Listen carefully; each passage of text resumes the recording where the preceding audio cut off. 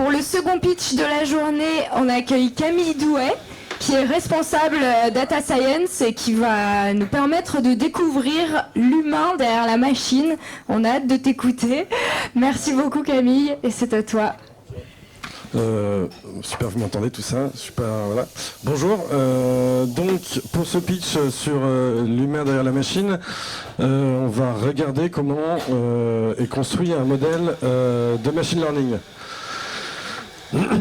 Alors, pour ça, on va prendre un domaine d'application propre aux écoles Le Parisien, qui est l'abonnement. Et les abonnés en particulier. Donc le portefeuille d'abonnés, on peut voir ça comme un aquarium rempli de poissons.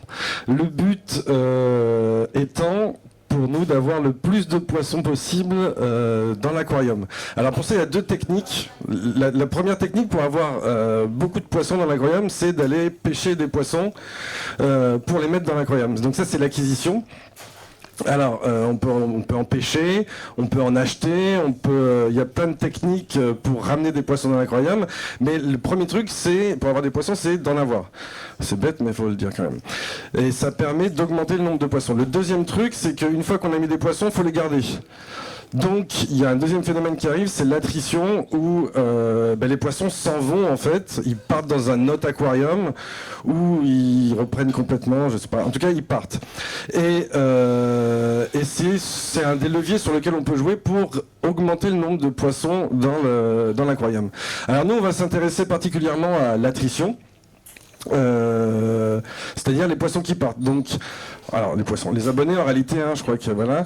Donc les abonnés qui partent, quand est-ce qu'ils partent, qu'est-ce qu'ils ont fait, qu'est-ce qu'ils n'ont pas fait, qu'est-ce qu'ils ont lu comme newsletter, qu'est-ce qu'ils ont lu comme article, et surtout derrière, est-ce qu'on peut diminuer ce nombre d'abonnés qui partent pour avoir plus de poissons dans le bocal.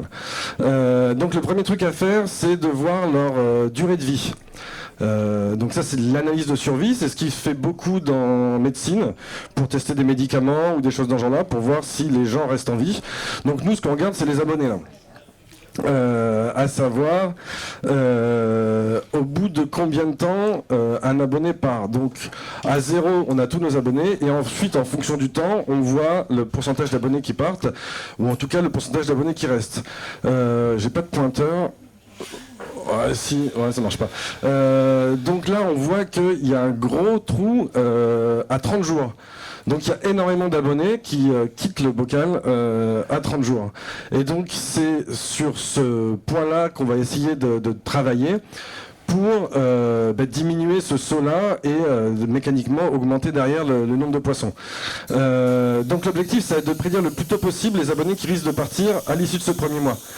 Donc ce qu'on va faire, c'est que pour chaque abonné, on va lui donner une probabilité qu'il parte le plus rapidement possible pour ensuite mener des actions correctives et pouvoir les garder, tout ça. Donc l'idée, c'est de mettre une cote ou une probabilité, c'est un peu la même chose, comme sur les paris sportifs, sur les abonnés. Donc c'est ce qui se passe par exemple dans le football. Par exemple, il y a France-Croatie qui devrait bientôt, je sais pas, j'ai pris ça au hasard. Donc, chacune des issues possibles, la France gagne, la Croatie gagne ou le match nul, a une probabilité, ou en tout cas, elle a une cote, qui est directement liée à la probabilité. Donc là, par exemple, la cote de la France, c'est 1,5 à peu près. Donc, c'est l'issue qui est la plus favorable. La France a le plus de chances de gagner. On s'en étonne des fois. Et la Croatie, 6,5. C'est là où il y a le plus gros gain à faire, c'est la probabilité la plus faible. Donc nous, on va faire la même chose exactement sur les abonnés et essayer de mettre une probabilité, donc une cote sur chacun des abonnés. Et si la probabilité qu'ils partent est forte, eh bien on va mener des actions pour pouvoir les garder. Pour le plus grand bonheur de Lise.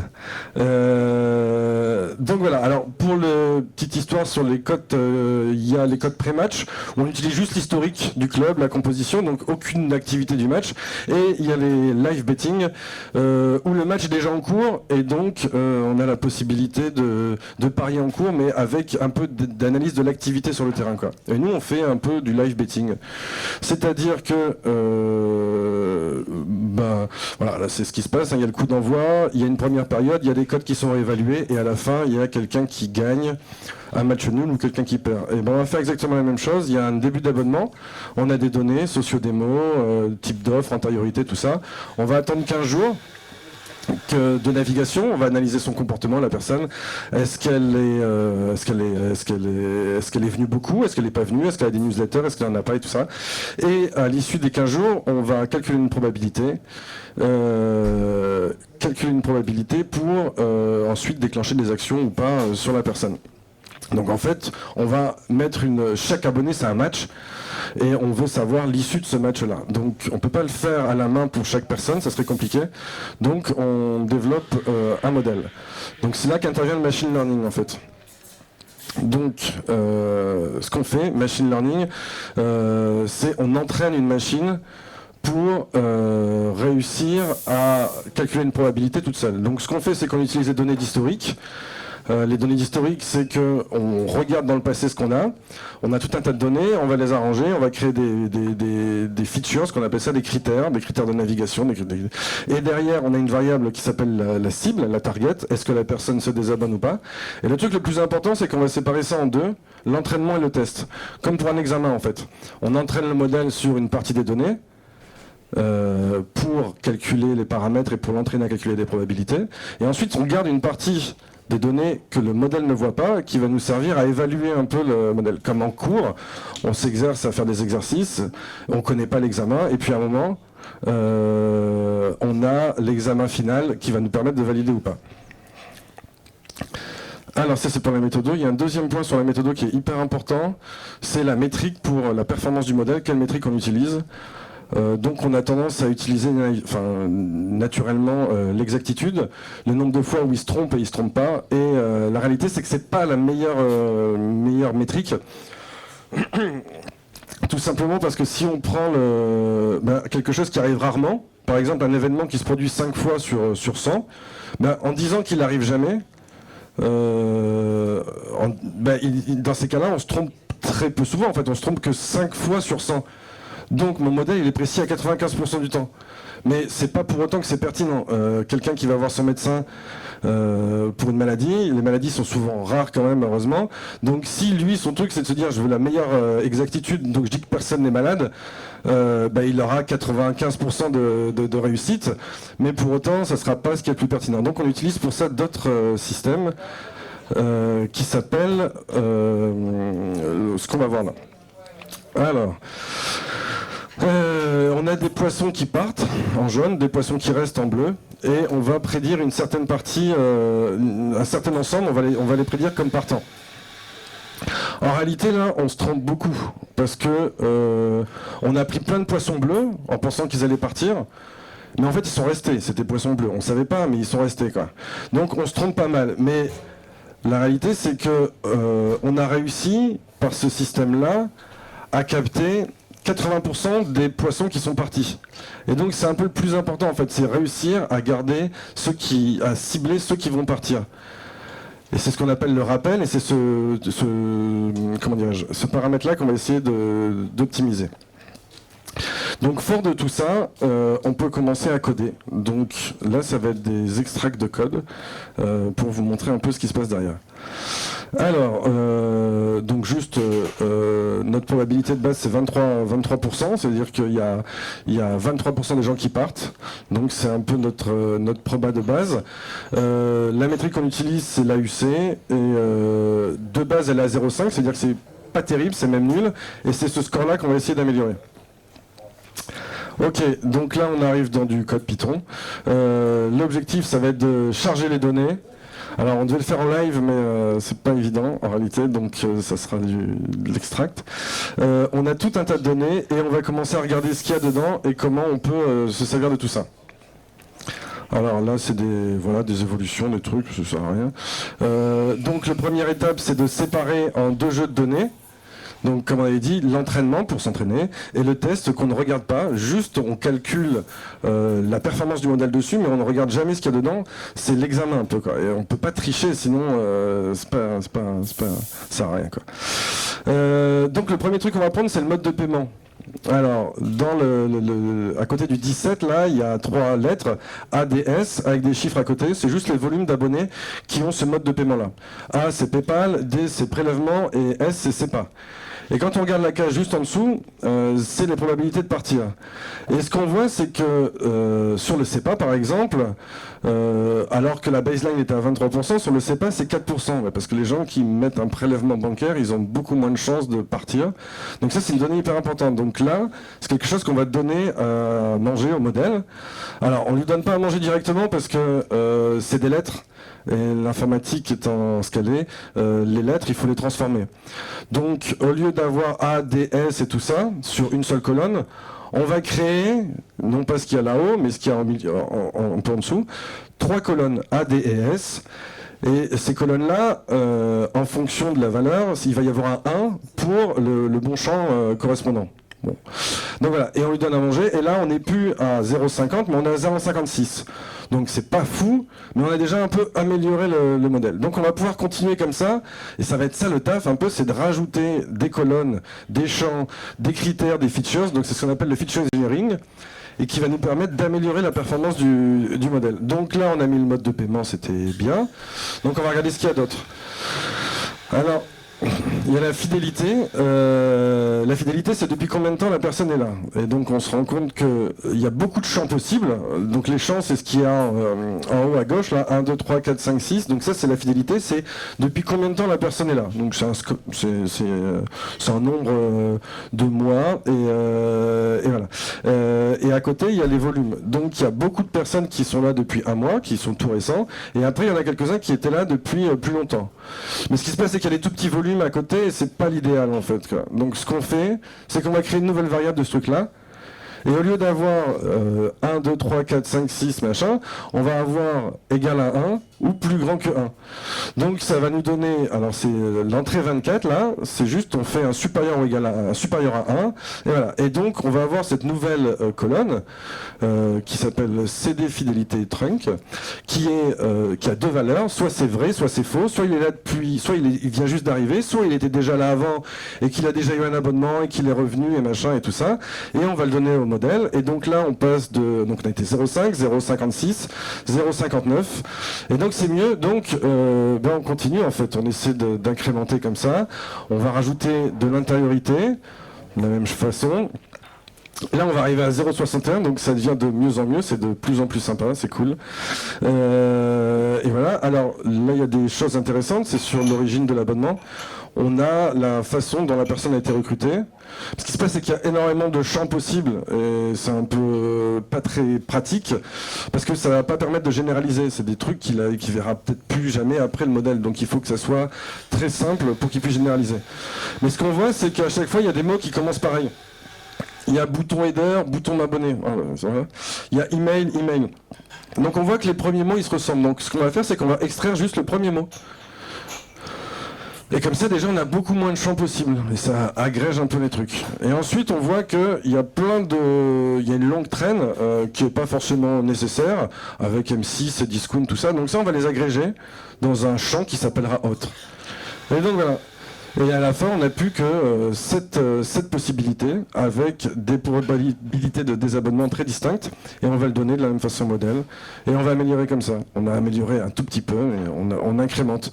On incrémente, et ça c'est tout ce qu'il y a au début de l'abonnement. Après, on peut rajouter l'activité. Donc on va rajouter l'activité sur le site. Est-ce qu'il a été sur le site? Est-ce qu'il a été sur le site mobile? L'appli? Le nombre de visites qu'il a fait? Et tout un tas de choses aussi sur les newsletters. Est-ce qu'il a ouvert la newsletter? Est-ce qu'il a cliqué? Est-ce qu'il a été voir tout ça? Donc c'est ce qui va nous permettre encore d'améliorer les choses. Alors on peut faire d'autres techniques avec des arbres, avec des... Voilà, on rajoute le site fixe. On voit qu'on augmente encore un petit peu. On rajoute le site mobile, on voit qu'on passe à 0,62, donc c'est des petits gains à chaque fois qu'on fait. Hein. Il n'y a pas de martingale, il n'y a pas de technique qui permettrait de résoudre tout le temps les choses. C'est ça l'intérêt ou le problème, ça dépend si... ça dépend. Donc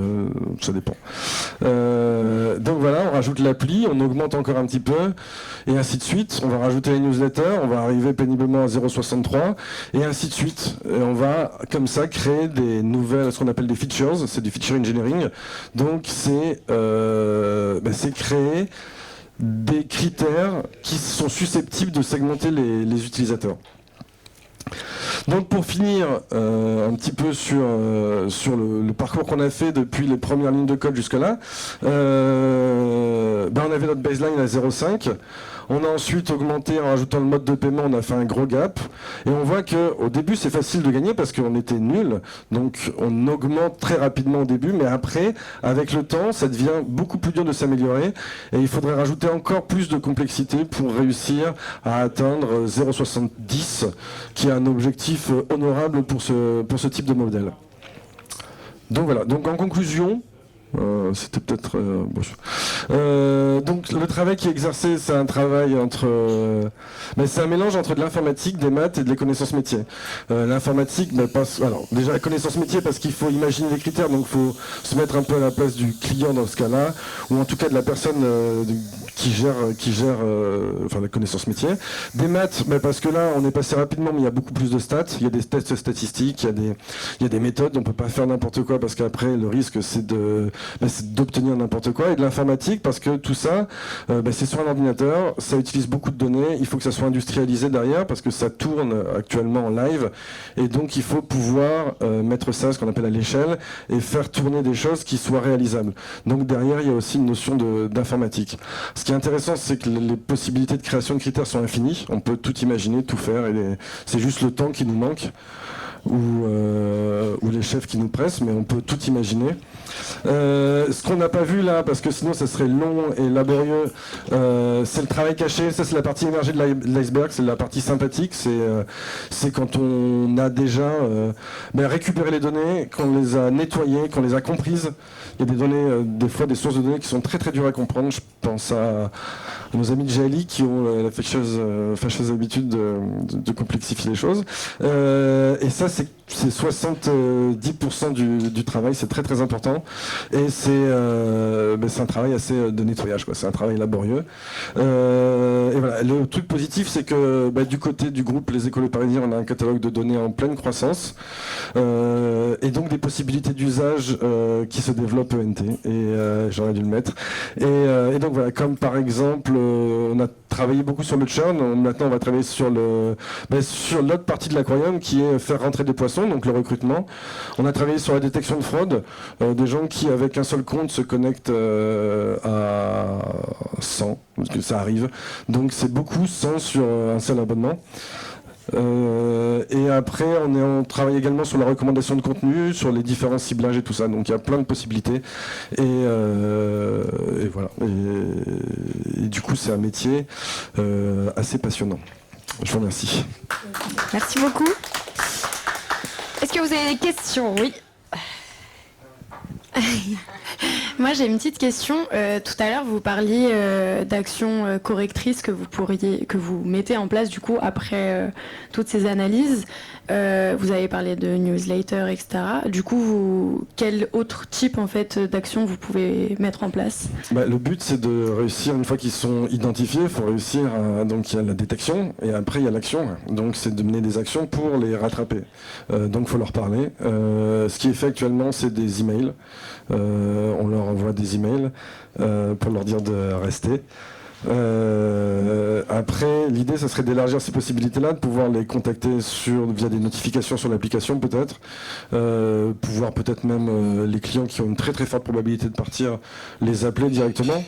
Parce que c'est que l'appel ça coûte cher, donc il faut réussir absolument à cibler quelques personnes et on peut pas. C'est l'intérêt du machine learning, c'est qu'on va pouvoir faire des ciblages de quelques personnes pour mener des actions très spécifiques pour les garder.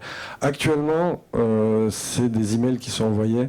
Le but étant de multiplier tous les canaux pour les contacter sur Facebook, pour les contacter ailleurs, voilà quoi.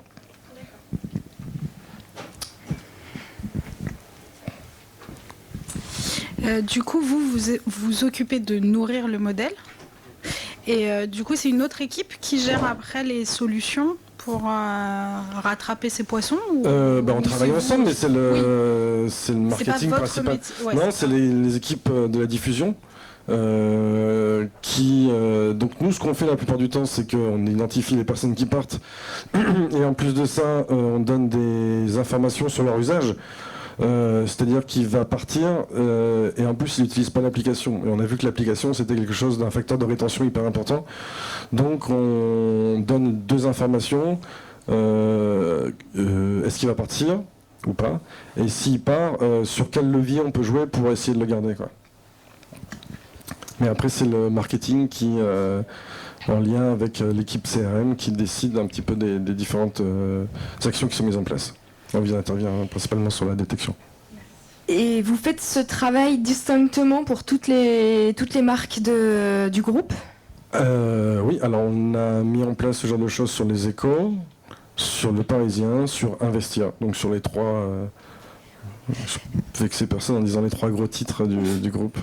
Et donc j'imagine que les résultats sont bien différents d'une marque à l'autre. Après, les résultats sont bien différents. Alors, ce qui se passe, c'est que on était sur Le Parisien, on attend les résultats parce que ça a été mis en place récemment. Et donc après, il faut avoir pas mal de données pour avoir des résultats significatifs. Donc, on est en train de récupérer tout ça pour voir un petit peu ce que ça donne. Et voilà. Et vous êtes combien au total? On est 4. D'autres questions? Nathalie? Et j'avais une autre question. Donc pour nourrir ce modèle, c'est lorsqu'on accepte les cookies, c'est ça? Alors, quand on accepte les cookies, ça dépend.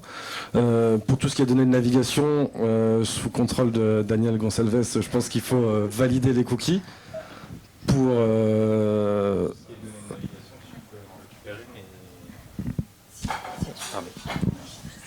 Alors, normalement, quand Camille effectue ce genre de travail, il croise différentes sources de données en fait. Et donc moi, je m'occupe de la partie navigation. C'est tout les comportements, quels articles ils ont vus, sur quel bouton ils ont cliqué. Mais Camille exploite aussi les données des newsletters, etc. Et normalement, quand on croise ces données, on est censé avoir un consentement. Donc c'est pour ça qu'il y a les CMP aussi, qui sont là pour valider les choix des utilisateurs. Donc vaut mieux accepter les cookies. Oui. Si vous voulez que l'industrie se casse la figure. Acceptez s'il vous plaît. Après, il y a des choses qui sont pas nécessaires. Enfin, l'activité est importante, mais elle n'est pas hyper. C'est compliqué en fait d'utiliser l'activité. Mais on voit que les modes de paiement, le type de recrutement, le type d'offre, c'est déjà des choses qui ont fait vachement grimper au tout début les performances du modèle. La navigation, c'est important de l'avoir. C'est très dur à traiter en fait, parce qu'il y a des gens qui naviguent beaucoup et qui se disent mais en fait j'en ai pas besoin, ou alors qui naviguent beaucoup pour tester l'ensemble du truc avant de se désabonner. Et il y en a qui naviguent jamais et pour autant ils restent abonnés encore 6 mois, puis à un moment ça leur prend, ils reçoivent une notification comme quoi ils sont encore abonnés, ils se disent ah oui. Voilà. Donc l'activité c'est très très dur à traiter seul en tout cas, quoi. Alors, moi j'avais 2-3 questions. La première question c'est est-ce qu'il y a d'autres univers qui t'inspirent dans la manière dont tu travailles sur le machine learning pour les abonnements? Je pense aux univers d'e-commerce par exemple. Très bonne question. L'e-commerce, sur le churn, ils travaillent beaucoup dessus, mais ils ont une autre façon de faire. On regarde des choses plutôt... les précurseurs, c'était tout ce qui était télécommunication, parce que c'était les premiers à vendre des abonnements.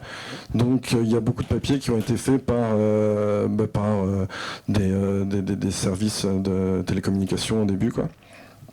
Mais après, l'idée, c'est de regarder un peu tout ce qui se fait. L'analyse de survie, c'est des choses qui se font en médecine, qu'on a utilisé naturellement parce qu'on veut connaître la durée de vie. Et après, chacun a un peu sa petite tambouille. Et il n'y a pas beaucoup de communication non plus qui se font sur ce genre de choses parce que chacun garde un peu ses secrets, quoi. Alors, tout ça a l'air très mathématique, très scientifique. Quel est le rôle de l'imagination dans ton métier? En fait, il est... très très important parce que c'est de se dire, à partir de données brutes, qu'est-ce qu'on peut créer comme critères, comme features, qui va informer sur la capacité de l'abonné à partir ou pas. Et donc là, on a vu des choses simples, est-ce qu'il a navigué, est-ce qu'il n'a pas navigué, mais on peut imaginer des choses plus compliquées, où il n'y a pas de limite en fait. Donc se dire, est-ce qu'il y a des évolutions entre la première et la deuxième? Est-ce que s'il a vu telle rubrique, c'est plus important que s'il a vu telle autre rubrique? Calculer des... Alors, c'est toujours des maths, hein, mais après, on peut imaginer tout un tas de critères. Et en tout cas, sur le churn, juste les critères. Et après, sur les usages, ils sont très très nombreux. La recommandation de contenu, il y a beaucoup de choses à faire, quoi. Et est-ce qu'il y a une évolution technologique dans le métier que tu exerces, ou si finalement, à part la rapidité des machines peut-être, et donc la rapidité du calcul, tout ça reste identique en termes de langage? Alors, pour les évolutions, il y a eu plein de choses qui ont été faites. Forcément, il y a tout ce qui était deep learning qui est arrivé, qui a révolutionné d'abord l'image et qui est maintenant en train de révolutionner le texte. Mais c'est sur des volumes de données qui sont conséquents. Nous, on n'a pas ces volumes-là parce qu'on n'a pas des millions et des millions d'abonnés, et c'est des modèles qui nécessitent énormément de données pour être entraînés. Donc, on utilise quand même des techniques là, des régressions logistiques qui sont bien utilisées aujourd'hui. Ce qui a changé beaucoup, c'est les technologies cloud. C'est la possibilité d'utiliser AWS ou Google Cloud ou tout ça, qui fait que maintenant n'importe qui, en fait il n'y a pas d'infrastructure à gérer, c'est beaucoup plus simple et n'importe qui peut faire de l'analyse de données big data très très simplement. Donc toute l'infra a été libérée en fait, et on peut beaucoup plus simplement créer des choses et surtout les rendre vivantes, les mettre en production sans avoir toute une grande équipe derrière comme c'était le cas avant. Alors, dernière question, tu dis très simplement, mais il faut quand même savoir coder. Alors oui, faut savoir coder, mais ce qui se passe, non, mais ce qui se passe, c'est qu'après, il fallait savoir coder, et après il fallait avoir une personne qui gérait l'infrastructure, donc qui achetait des serveurs, qui configurait des serveurs, qui les mettait en place, qui les maintenait. Après, il fallait avoir une personne qui s'occupait de la mise en prod et de tout ce fonctionnement-là, en fait. Et là, aujourd'hui, nous, on utilise Google Cloud, c'est transparent, en fait. Donc, c'est la mise en production qui est beaucoup plus simple. Et donc, ça fait qu'une équipe de data scientists peut déjà proposer des modèles en production, là où avant, il aurait fallu beaucoup plus de monde. Toute dernière question, entre les poissons et les abonnés, finalement, le plus compliqué, c'est quoi? Je sais pas, j'ai plus de... Je pense que c'est les poissons. Moi, j'ai plus d'aquarium chez moi. Ils sont tous, ils sont tous sortis, pas par le. Voilà. Merci beaucoup.